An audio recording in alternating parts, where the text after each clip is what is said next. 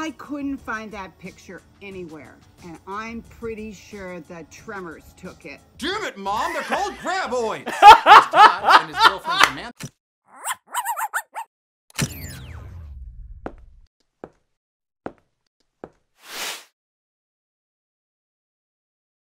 Hey guys, my name's Dan, and today's reaction comes from Dead Meat. This is Dude Bro Party Massacre 3 2015 kill count. Now I'm very excited to see Zoran back on the kill count hosting another one of these. It's been so long, and to see how excited he was on one of the previous kill counts and reviewing in this particular movie made me that much more excited to watch this movie. And now after watching this movie, I'm more excited to check out this video because I really want to learn so much more about it. There is so much fun stuff in here. And if you want to see my overall thoughts on it, please stay tuned towards the very end of this and I'll get into it. But before we get into this, if you enjoy other Dead Meat videos, I reacted to so many of them for you. And if you want to see future reactions that I do, go right below this video, click the like button, the subscribe button, and the notification bell. Because not only does that let you see past, present, and future reactions that I do, but it helps me with the algorithm, helps get more eyes on my channel. Then go on over and support Dead Meat if you haven't already. I'll leave a link to that along with many other things down in the description. And without any further ado, let's go. Welcome to the Kill Count, where we tally up the victims in all our favorite horror movies. That's great. I'm Zoran. I thought James said no more kill counts, Kavoyich. I've returned from my TARDIS to cover a movie I've been bugging James to do for years. Dude Bro Party Massacre 3, released in 2015. Dude Bro Party Massacre 3 is the insane brainchild of the comedy group 5 Second Films, who for 5 years released a new 5 Second film every weekday on their YouTube channel. What we've done is unheard of. We've never missed a day ever. The culmination of their work came in a kickstarted feature film based on one of the 5SFs. Oh, 5SF is what we in the business call them. Ah, did somebody say business? Get out of here! It's my turn. The original Dude Bro Party Massacre 3 was only 5 seconds long. Is that a girl? What's a girl doing here?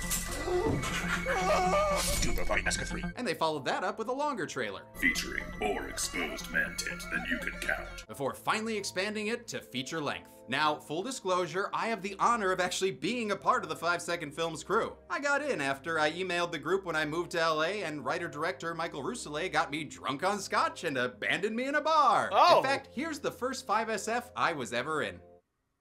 You want to join the Mile High Club? Yeah, no. My parents were so proud. Now, I joined 5SF after they made Dude Bro, which is just really sad for me because this movie is an absolute labor of love. And it had to be with its mere $500,000 budget. It was written by the entire 5SF team, who also acted in it. Directing fell upon the unholy trinity of Michael Rousselet, Tom Jacobson, and John Salmon, with Salmon as cinematographer as well. They shot everything on a Red Epic, but then downgraded the footage, running it through an actual VCR to give it that authentic 80s VHS feel. Sacrilegious. Now, the Blu-ray has the option to watch the film with unaltered footage, but James said to use the version it was meant to be experienced in, even though his kill count for The Mist used the less superior color version. That was 5 years ago! Yeah, well, it still sucks. Dude Bro Party Massacre 3 is a parody of 80s slashers like Slumber Party Massacre, but with a role reversal that showcases shirtless men instead of ladies. Well, actually, there are also shirtless ladies. And before you completionists quit this video, you didn't miss Dude Bro Party Massacre 1 or 2. Those movies never existed in real life, but their would-be plot summaries are used in an epic recap opening sequence. The movie's main dude bro is Brent Chirino, who pledges the Delta Bi fraternity to investigate the death of his twin brother Brock. What follows his glorious insanity as the bros strip, drink, and die at the hands of the aptly named Motherface. Will the dude bros give us more than 5 seconds of a massacre? Let's find out and get to the kills. Definitely more than 5 seconds. The movie begins with a pain in my eye! Oh, it's redder than Jessica Rabbit's dress. It also shows scrolling text telling us that this is the last known copy of Dude Bro Party Massacre 3. All original copies were destroyed by order of Ronald Reagan. Thankfully, a Minnesotan teenager recorded the last known broadcast, thus the VHS look and the occasional home movie from Sinister. What you doing, buddy? You mowing the lawn? And that's actually one of the directors, John Salmon, talking to a younger version of himself. Cute! We open on some slow-mo dudes and bros partying. But where is the massacre? Hey, don't poach my lines! Chirino doesn't know what to do with his tossed salad and scrambled eggs, so he talks to a non-radio psychiatrist about the first 2 Dude Bro Party massacres. It's just so painful. Okay, I'll try. This gives us a recap of the first massacre, focusing on a sorority house mother who was burned alive. Turns out the local frat caused the fire during a panty raid gone wrong, so she starts killing them out of revenge. First up, Road Doggy, who's killed in an homage to the original trailer. And there's nothing far out here, as he's frisbee saw-jawed in the first of so many practical effects. Oh boy. Road Doggy was played by my friend Eric Sandoval, who I once worked with on a show for Cyanide and Happiness. It was called The Blubbers, and I got to play Jeff Goldblum. Oh, delightfully absurd. Too bad it's on the now dead Go 90 and no one will ever see it. C-Trunk gives her boyfriend Cindy a bro job. That ends Jason Lives style. Cindy is played by Skylar Rousselet, the man who filmed Social Media Kiss 2. Wait, we're filming? You're supposed to hit record? Deaths in 2 do not count in this kill count. The film's first of many cameos is the late Larry King, playing Coach Hansy, who gets a spear through the stomach. King was thrilled to be killed on camera. I've been in 23 movies. I always play myself, but I've never been killed. But not so thrilled to interview the 5SF crew. Why 5 seconds? Oh no. A few more bros are killed in turn. A non-sponsored manscaping bro has a deathgasm that isn't blocked by the director, while another gets a rapier through the mouth. And this dude is decapitated in a snow attic. All the while, this guy Scooter tries to solve a Lamentkin Rubik's Cube, only to have his head explode. This standout effect was shot practically with a horrifying dummy head that just would not stay on the body. But hey, they still got the shot. It was nice. The death of Scooter rallies bros Brock and Samsy to double Ash Williams' Motherface to death. And that puts an end to the first never-filmed film. Unfortunately, Mother had a daughter. Dude Bro 2 picks up a year later with everyone partying like a humanized bender. When a long-haired bro goes a little too hard, Motherface is there to hold his hair back and slit his vomit and blood-filled throat. So nasty, so dude. Gross. Yeah, I blame writer Joey Scoma for this vomit-inducing vomit kill. Whenever I got an opportunity to write a scene, I wrote someone in it throwing up. I just love vomit. A streaking contest brings us Jimmy Galoshes and some naked ladies. One of them adult film star Ella Darling. Unfortunately, the impromptu production of Hair ends when they're all electrocuted and die in 50s pinup poses. Jimmy's namesake footwear keeps him alive until he just has to touch a dead boob. Getting this necromantic, Ariel electrocuted.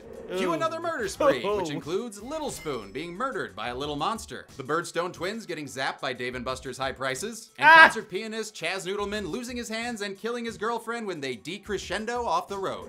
And this shot was actually done super old school, with a rear projection technique that they filmed in the 5SF house backyard. Isn't that amazing? That's incredible. Ridiculous. We get a brief respite from kills when we learn that this nose horse jockey is doing fine. Randall went on to have 3 kids. He seems happy. I'm actually grabbing lunch with him tomorrow. But then it's back to killing when Dude Bro writer VFX artist Tim Ciancio is killed by irony. And Dolphman, aka director Tom Jacobson, is killed with a juicer that works much better than the ones Rand Peltzer made. The final confrontation between Motherface and Brock and this probably very cold lady ends with Motherface II getting 2nd degree burned to death. Or maybe it's 4th degree? I don't know how burns work, unless they're in the comments of my kill counts. Those work very well. Back in the present, we learned that Brock has a twin brother named Brent, and also that this was definitely a second take for the therapist writing that down. The therapist then puts on her mother mask to make Freud proud, and the session is cut short when she slits Brock's throat, revealing he was filled with a title card. Ooh, very Thing-like. We come back to the Simpsons opening, where Brock's twin brother Brent skateboards his way through town and over a cameo from Freaks and Geeks star John Francis Daly. Brent has some visions of his dead brother, but before he can salute his short intestines, he runs into Nedry Headcheese, played by director, cinematographer, and my favorite type of sushi, John Salmon. Brent's here to learn who murdered his twin brother, and the best place to do that is at the old frat Delta Bi Theta. And if you need to know if they have the room for new pledges, you can ask this guy. I'm Derek. I'm the friendliest guy you'll meet here. Shut the fuck up, Derek. Derek is played by Greg Sestero, star of cult classic The Room. Writer-director Michael Rousselet was instrumental in helping that movie reach a larger audience, and then rewarded himself by sneaking his way into a cameo in The Disaster Artist. The Midnight Morning movie then cuts to a commercial for a film I'd pay anything to see, Pizza Goblin. Same, Hey, Cheddar Goblin stole their bit. Well, at least Pizza Goblin stars Robert and D'Artagnan Sloan from Sinister 2, who also showed up in Social Media Kiss 2. Dude Bros commercial interludes are basically 5-second films that pop up regularly throughout the movie. They parody such things as 80s snack foods, psychics with scientifically sexy names, and we even get a kill when this idiot drives off into some stock footage. Whoopsie. Inside Delta Bi, we're introduced to the Dude Bro partiers. There's Spike, a beer chugger with poor bladder control. That's reason 501 not to wear pants. He's played by Michael Rousselet, director and survivor of a 17-hour Puppet Master marathon I once did with him. Wow. Oh, God help you, James, if you cover the Access trilogy. Oh my. Sizzler, a video game high school graduate, who's now a pledge that probably won't be getting in since he's a vegetarian. What? ZQ, the film major with sideburns like an 8-year-old Zoran. You got a picture of that, Mom? No, I couldn't find that picture anywhere. And I'm pretty sure the Tremors took it. Damn it, Mom, they're called Graboids! There's Todd and his girlfriend Samantha, who desperately wants to be a Delta Bi, but can't because she's a girl. And Samzy, the co-survivor of the previous Dude Bro massacres. They might have affected him a bit. I made them just like you like them, Samzy. Over hard. He's played by Ben Geely, who actually supervised and rolled some critter balls in the movie Critters Attack. That's a Please no. email all requests to deadmeatmovies@gmail.com. Oh! Oh God! Brent searches Brock's old room for clues, but only finds a medal from the future and another bro named Turbo, who doesn't think Brent can join Delta Bi. He demonstrates what it takes on Sizzler with a paddle that reveals the amazing spelling of his name. Huh, didn't know he was French. Did you, Derek? Entrez-vous, mon ami.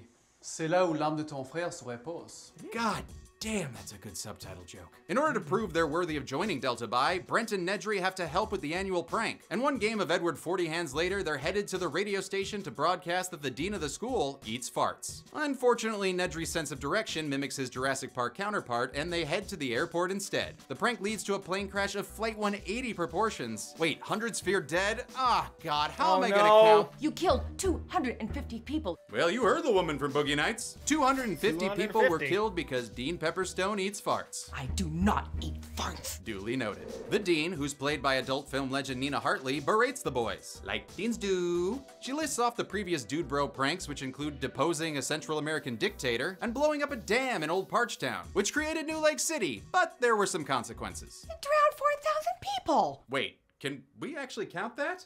All right, so Oh. here's the deal. They do Okay. give us an exact number, and Oh, there is no. some footage of the prank, Oh. including the explosion and the sound of people screaming. Oh. So if I'm being consistent, Yeah. this feels pretty similar to the Final Destination disasters. Oh, and no. So I guess we have to count them. Oh! You heard the boss! 4,000 Damn! people added to this kill count. Whoo boy! The dean sentences them to Doodle secret probation, and they're banished to the old sorority house by the lake to have a Dude Bro party. They leave with Sizzler dresses the dean for some reason, what the fuck? And she calls a mysterious stranger to let him know it's done. Wait, that's not a stranger, it's Patton Oswalt! Sure playing is. the police chief. Oswald was a big fan of the 5SF crew. They've given me so much entertainment for free, it was time to balance the ledger sheet. So I gave them some money, and the next thing I knew, they asked me to be in it. And this wasn't even the Awesome. first time he'd worked with them. I love that. I am a Him. wizard! You will all die! Oh, he thinks he's running. The chief and the dean want to rid the world of these meddling That's men, great. so the chief plans to let Motherface do it. But she'll need a virgin sacrifice to have enough power to kill the Delta Bis. Oh, makes complete sense. Dean Pepperstone definitely lost that V-card, so her sacrifice at the hands of Motherface won't help. Oh, Nancy, I asked for jellied beans, not jellied deans. The chief won't count as a virgin either, thanks to the movie Young Adult. So he decides on Officer Schminkle. I'm an immortal fuck machine! Yes, that'll do nicely. He calls in his competent officer, Candace Buttaker, and he asks her to guide Schminkle towards the sacrificial sorority house. To get him there, they say he needs to help with Chico's orange crisis. And the Dude Bros are the key, since in reality, they are Bags of oranges. Makes complete sense. And then Buttaker and Schminkle are told to Bop the Dude Bros on the nose and turn them back into bags of fucking oranges. I don't think That's something for later. story is funny. Oh, John, that did not age well. Schminkle is played by Brian Ferenzi, co-founder of 5 Second Films. And don't worry, he has legal experience, having played the law in Video Game High School. Buttaker's actress, Maria del Carmen, was also on the same show. Oh, and is happily married to Ferenzi in real life. I'll say that Maria gives a much-needed, grounded performance in this very silly movie, yet still manages to get some laughs of her own. The Dude Bros are on a bro trip in Samantha's motorhome, not knowing it was decked out for her and Todd's 3-month anniversary. In a role reversal of the standard 80s teen movie setup, Samantha has been pressuring Todd to have sex, but he's not ready to be a dad and hates baby stuff. No wonder when he sees him chanting. chanting dolls are never a good thing. Party Dewey Dembella. They make it to New Lake City on the waterlogged remains of Old Parchtown. There they meet Patty, owner of Patty's Paddle Boats, whose business used to be in trouble. I was swimming in debt until you boys flooded the town and drowned my whole family, that is. Now business is booming! Well, that's not. God damn it, why is Sizzler in a wedding dress? Patty then takes a picture of the bros with this spirit Halloween memorial to his family, but he's a bit bipolaroid. Now let's do a goofy one!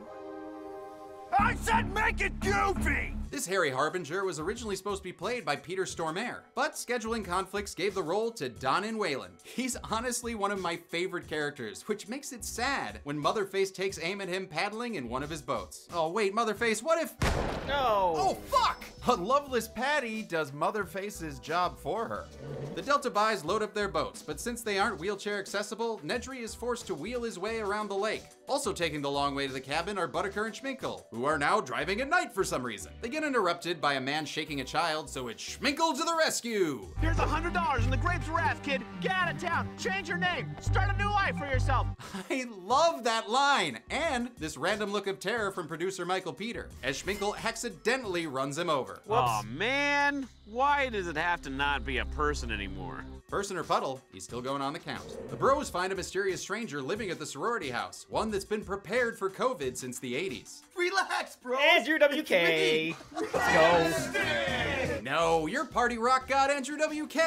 Learn piano at U of M. Go blue. All right, go get blue. out of here, you. He also played Brian Ferenzi's bachelor party, where I got to dance on stage with him after making $137 from eating an entire red onion raw. Oh. Your life is a cartoon. Yes, it is. Ripstick sure kicks is. off a montage with a super catchy song. Clean it up, clean it up. Clean it up, clean it up. And you can get all that music by Tyler Burton and Spencer Owen on this newly released vinyl. Can I have my money now? It's cute that you think we make money. Ah! Okay. The montage continues Brent's search awesome. for multiple copies of his favorite board game. Clues. We also get some shirtless and all clothesless shots, which the normally hairier Alec Owen even got a full body wax for. Oh, God, that sounds terrible. Weird. The montage ends with Ripstick trapped on the roof and Spike suffering from borderline depressing alcoholism. Time to switch from working hard to partying hard, and to randomly bring in Britannic. Well, I love your sketch comedy, so I'll allow it. Self-righteous fuck. Some cut power cuts the party short, and Derek goes to fix it in the well-labeled shed. Here, he tears his clothes in a fun play on how 80s horror women constantly lose theirs. In the shed, Motherface treats him like a 3D hippie and electrocutes him in the fuse box, giving us the first of her Freddy-esque puns. Who's people are bros? Oh, bye, Mark. The power returns and the bag-slapping dancing continues. Well, except for Brent, who isn't good at dancing like his brother. In a purposely bad split screen, Brent gets a flashback flash dance lesson, as well as some brotherly advice. When you face a foe you're afraid you can't defeat. Oh shit, someone died? Okay, tell me, who goes on the count, Spike? Oh, the beer! God damn it, Michael! ZQ and Sizzler volunteer to get more beer, but Turbo wants the pledge to wear something special. Welcome to the beef box. Population U. I love this movie, but I hate the beef box. They spend way too much time on getting this pledge to beef, whatever that is. I beefed on day 5. Spike, he beefed like every hour. Yes, but what does that mean? Oh, actually, directors. Oh my God! Hey! Guys, I just brought you here so you could tell me what beefing means. Oh, beefing. I always thought it was about male insecurity. Enough! Well, that taught me nothing. Distraught from the lack of beer, Spike runs into the woods Army of Darkness style and discovers a very smoky monolith of a keg. He then finds Toby Keith's favorite drinking device, but something's missing. Uh-oh, wait for it. Wait for it. Oh, yeah. The corkscrewed Crispin Glover, Spike gets tapped out after drinking his own Bloodweiser. You got anything to add, Motherface? It's all good. Love that casual stroll off. Oh, that reminds me, Motherface is played by Olivia Taylor-Dudley from The Chernobyl Diaries and Paranormal Activity, The Ghost Dimension. An over-the-top arm wrestling match is interrupted when the beer arrives. Yay! And Samantha. Oh. She's forced to stay outside with her boyfriend Todd, who's none too happy about it. You've ruined my life!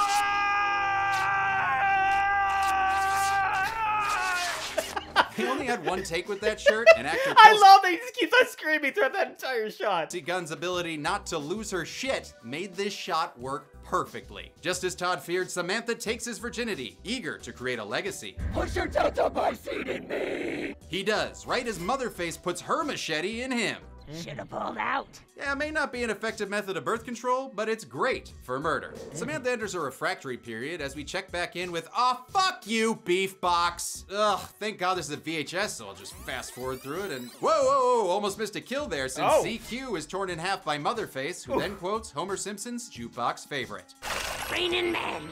ZQ's death was actually filmed on a last-minute set they built in the production lodge, since it ended up snowing outside. Hey, Mike Russo, remember when we pushed the shoot to April so that we wouldn't have to deal with any snow in Big Bear? Yeah, I got to deal with snow anyway. South Africa. Sizzler finally beefs or whatever's his way out of the box, just in time to scare Butteker and Schminkel, who crashed their B-plot into a whole new world before becoming dummies and getting thrown in the lake. And those dummies were handmade out of rope and wood and went through extensive testing. The next day, or week, or year, or whenever, because time means nothing in this movie, the Dude Bros strip and drink and bond until they see ZQ up on a zip line. Hey, he overcame his fear of heights. We never established he was afraid of heights. Who cares? This whole thing's a mess. This is fucking stupid. His severed body rains on their parade of shirtlessness before falling into the deceptively deep lake. And what follows is a beautiful sequence as it floats down to the remnants of Old Parchtown. Old Parchtown was an actual miniature built by Tom Jacobson and Michael Rousselet and took about 60 hours and $1,000 to make. And even when they needed money, producer Michael Peter refused to cut it from the budget. I stood up and said that I would gladly give every dollar that I was paid back into this movie so that we could pay for Old Parchtown. ZQ's highly accurate miniature releases some bodies that, much to Britannic's dismay, don't look better coming out of the water. This ends the sexy poltergeisty pool party and doesn't add any new bodies to the count since these were among the 4,000 that I cannot believe we counted earlier. James must be so upset right now. Samantha wakes up from her daddy issues to discover a severed gift from her Todd father. Nope, not that one. She starts a screamcathlon that intercepts with the panicked Dude Bros, resulting in an amazing clothesline stunt that actress Kelsey Gunn did herself. Oh, nice! So brutal. They make it back to the house where Turbo says Samantha is the killer, so they hit her with some Bruce Payne. Oh! And Brent doesn't think she's the killer, so a dude feud leads to Brent revealing that he doesn't care about the frat and is only there for clues to his brother's murder. That prompts more shirt ripping until Sizzler returns with a camcorder holding vital information. Motherface is back. No, like right here, as she chucks a severed head through the window and... Wait, actually, whose head was that? Dude, that was Flimby. You played him in the movie. Yeah, we had to cut him out for performance reasons. Oh. Don't you remember? Whoops. Here, let's look at this clip. Oh! That's Flimby. He's the bro who constantly gets head injuries. I'm sorry, what?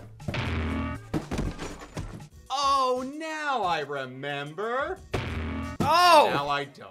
But I will remember to add Flimby, the random severed head, to the kill count. The bros freak out and Samsy heads down to the dock, where Motherface is waiting for him with her Super Scope 666. She fires a brain control device into his skull, allowing her to control his movements, both regular and bowel.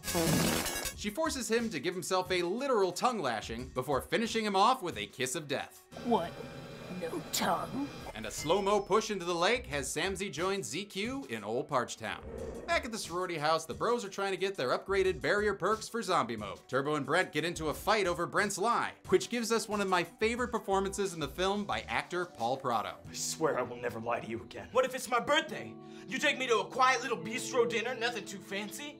And then you act like you forgot your keys. Then the lights go off. Who turned out the lights? Then the lights go back on. All my friends are there. And you know what it is? It's a goddamn surprise birthday party.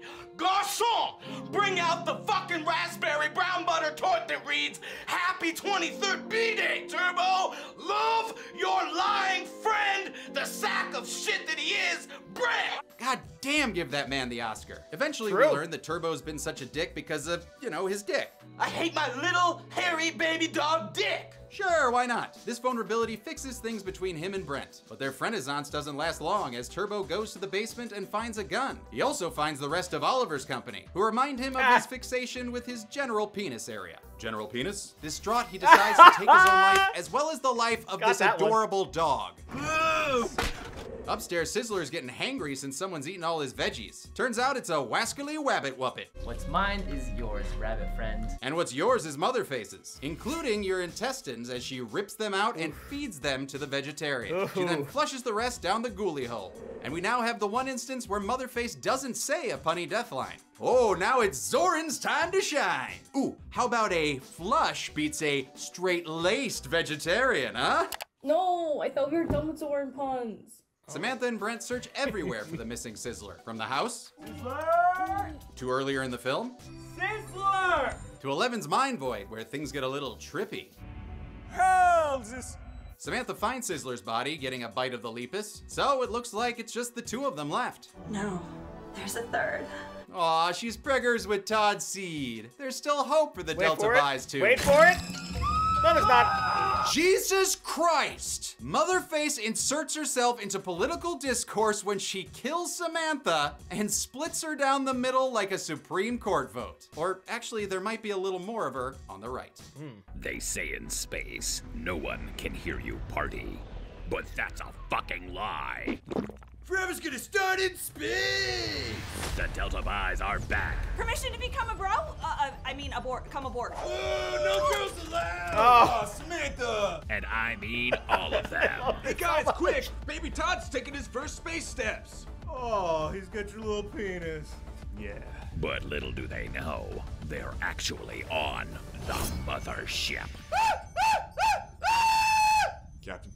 Will the Brostronauts and Robot Sminkle for some reason survive? The possibility of surviving a boobsteroid field are approximately 6 in one, half dozen in the other. Guys, how are we still alive? Robots? Clones? Lazy writing? Oh, come on, this isn't even a real movie anyway. Come on, man. Dude Bro Party Massacre X. Bros in Space.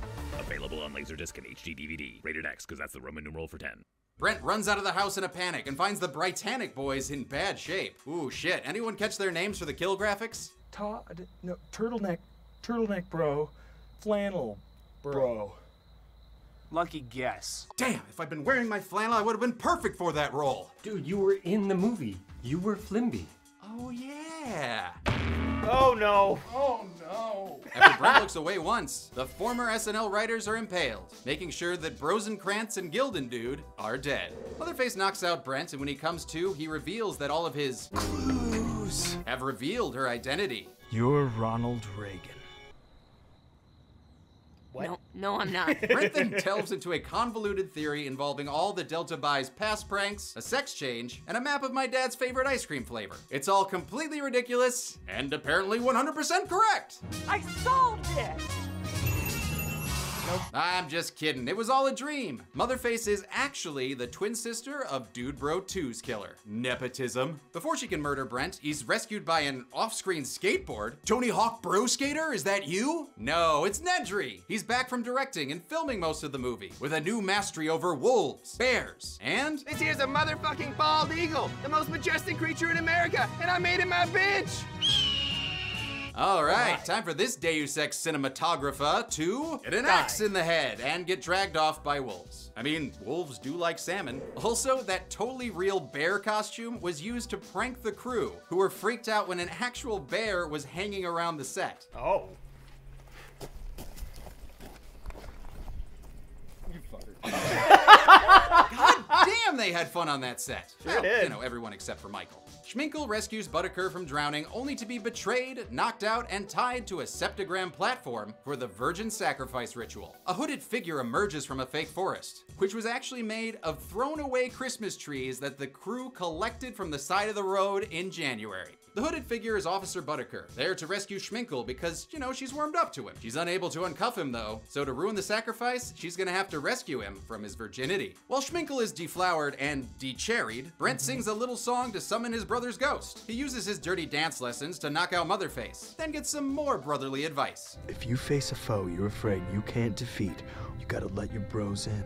The Force Bros, minus Samantha Christensen, are here to give Brent the power to defeat Motherface. He lets them all in, even the ghost of Schminkle's Harry Potter virginity. And it turns out Motherface won't like Brent when he's broy, because he hulks out on her ready for an epic final showdown. Not so epic though, more of a one-sided beating. Or at least a showdown. And I assume all this endless dummy bludgeoning from Brotherface here ends the life of Motherface the Third, which sucks because she didn't even get to turn into a Niffin. Alright, time to wrap up the cop plot. The chief is pissed that Schminkle didn't sacrifice himself to fix the orange crisis, so he can't even enjoy this celebratory cake. I ate a goddamn Niçoise salad to make room for this cocksucker, and now I can't even look at it! Oh! And to add insult to injury, the Imperial Dark Majesty is on the line. None too pleased that the sacrifice has gone wrong. As a punishment, the chief goes rat-tat-kablooey. Rest in peace, TV's son of TV's Frank. And it's not a happy ending for Schminkle and Buttiker either, because there's something he needs to know. I'm a bag of oranges. Kaiser Soze, she's right! This whole damn time, she's been a bag of fucking oranges. That also did some fucking. Schminkle reluctantly bunny foo-foos her, turning her back into oranges, and will add her to the count since she's no longer the person she used to be. Chico becomes cloudy with a chance of orange rain, thus solving the orange crisis, all while Schminkle mourns the zest lover he ever had. The movie ends, but a mid-credit scene lets us know Ripstick's not ready to die. And then after an endless wall of Kickstarter backers that extended this movie's runtime by 10 minutes, we get a scene of director Michael Rousselet as a child with a surprise guest. Sizzler! How many motherfuckers were motherly murdered by Motherface? Let's find out and get to the numbers!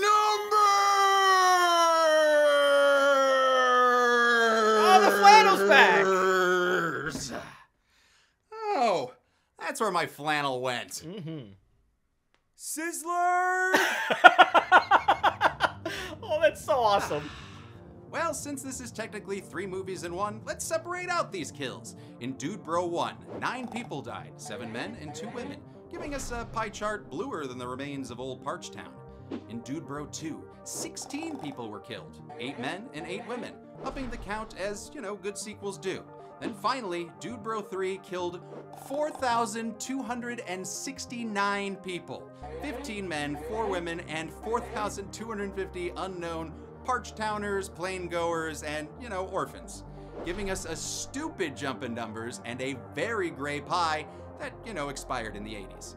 Oh, and there was that one guy that was killed in a commercial, giving us the only time you'll ever see a single person pie. That gave this trilogy of a film a grand total of 4,295 kills, which I believe makes this the new kill count champion. Oh! Yep, technically, is correct. Good job. Thank you. Okay. Setting a new record that's going to be harder to beat than Bruno Sammartino's reign. I have no idea what that means, but I do know that with a runtime of 103 minutes, that gave us a kill on average every 0.024 seconds. Damn! Oh, man. So fucking dumb. Keeping things separated like a good Offspring fan, I'm gonna give 3 Golden Chainsaw Awards. The award for Dude Bro 1 goes to Scooter, since that head explosion was epic, and luckily no one got hurt on set. I'm only concerned about the explosive going off and sending shards of teeth in our direction. The award for Dude Bro 2 goes to Chaz Noodleman and his epic hand decapitation. Handy-capitation?